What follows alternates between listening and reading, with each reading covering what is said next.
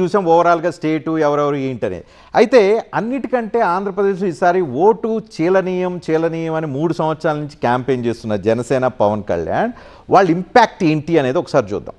ఎందుకంటే ఓటు చీలకుండా 3 పార్టీలు Janasena, TDP, BJP కలవటం ద్వారా ఏం ఇంపాక్ట్ ఆంధ్రప్రదేశ్లో అబ్జర్వ్ చేయడం జరిగింది, నోటీస్ చేయడం జరిగింది. మనం చూద్దాం 2019లో 2014లో 3 పార్టీలు కలిసినా కేవలం టీడీపీ, బీజేపీ మాత్రమే పోటీ చేసిన, జనసేన పోటీ చేయాల మద్దతు తెలియజేసింది. 2019లో ట్రయాంగిల్ ఫైట్, అంటే ట్రయాంగిల్ అంటానికి లేదు, జనసేన కూడా తన ప్రభావాన్ని చూపించింది, ఎక్కడెక్కడ చూపించింది. ఆంధ్రప్రదేశ్ని మొత్తంగా 5 భాగాలుగా విభజిస్తే ఉత్తరాంధ్ర, ఉభయ గోదావరి, కృష్ణా, గుంటూరు రాజధాని జిల్లాలు, అదేవిధంగా గ్రేటర్ రాయలసీమ జిల్లాలు ఏవైతే ఉన్న ప్రకాశం, నెల్లూరు, తర్వాత రాయలసీమ 4 జిల్లాలు. ఈ మొత్తం చూస్తే ఈ 2 ప్రాంతాల్లో మాత్రమే జనసేన ఇంపాక్ట్ కనిపిస్తుంది. 2019లో ఈ 38 నియోజకవర్గాల్లో జనసేన ఓట్లు చీల్చడం వల్ల తెలుగుదేశం పార్టీ ఓడిపోయింది. మళ్ళీ డిస్క్లైమర్ మరి క్లియర్గా చెప్తున్నాను.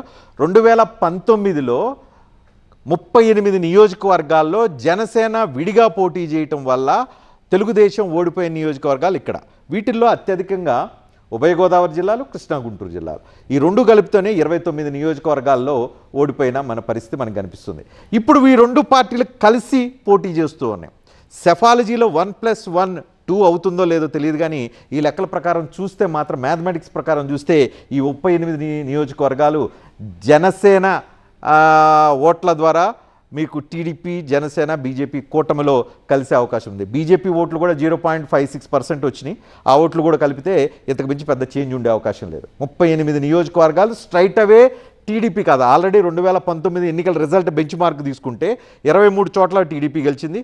ఈ 38 మొత్తం కలిస్తే ఈజీగా 61 నియోజకవర్గం, 62 నియోజకవర్గాల్లో రెడీమేడ్గా టీడీపీ ఉండే అవకాశం మనకి కనిపిస్తోంది. ఈ రిజల్ట్ని కనుక సిమిలర్గా కనుక చూస్తే.